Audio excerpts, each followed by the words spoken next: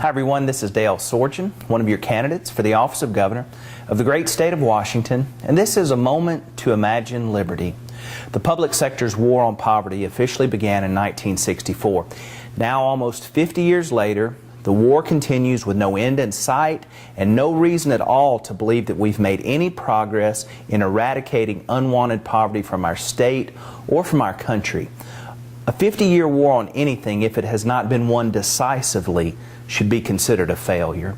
Let me suggest to you that if we are really serious about winning the war on poverty, which we should be because people matter, and many of those who are living in poverty are honestly looking for a hand up, not a handout, then we should immediately hand full control of this war over to the generous people of the private sector. Because if there's one thing we can be sure of, it is that the private sector would win the war and absolutely will not fail. Here are 3 reasons why we can be sure that the private sector, both the for-profit and not-for-profit, if left alone, would eradicate unwanted poverty from our state and from our country in just a matter of years. First, private sector businesses are led by people of great passion and great compassion, and they employ people like themselves. That's what makes our country and our state so great.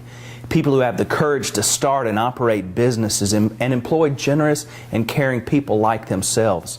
Isn't that what we're known for being generous? When unleashed, the entrepreneurs and leaders of businesses would amass their forces of excellent employees and volunteers, and they would destroy the forces of poverty. And generous people everywhere would donate greatly to their causes. Second, private sector businesses are at the same time both very generous and very careful with their money. We would be guaranteed that when the private sector was engaged to win this war, there would be no waste. Everyone who was genuinely seeking to get out of poverty would be given that opportunity. That is part of the inherent quality of the private sector. They succeed when they help others succeed, and they have a natural survival instinct that allows them to identify anyone who is not looking for a hand up like most, but instead just a hand out. Waste would be eradicated. Third, private sector businesses thrive on competition, and they are able to turn their focus and shift their efforts on a dime. Private sector businesses are nimble, and they would use the force of competition to implement new and innovative ideas that would lay waste to poverty. That is what the private sector does. They are winners. But to be sure, the private sector will not and cannot engage and win this 50-year-old war for us as long as the public sector remains in the battle at all. If we want to truly win it, it cannot be a shared war, because if the public sector continues to take a portion of every dollar that the private sector has in order to continue their fight, then the private sector will not have enough money or inclination left to truly engage in the battle.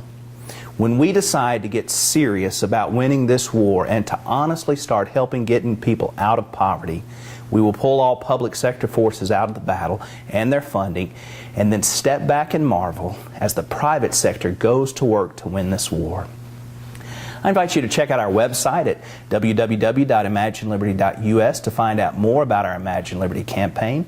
If you've already decided that we're doing all we can do to win the war on poverty, except maybe we just need to take a little more money and spend a little more money, then you're in luck, because one of the political sides will have a candidate that's just right for you this year. But if you're willing, I'd like to invite you to join us this year to break the cycle and have the courage to think independent.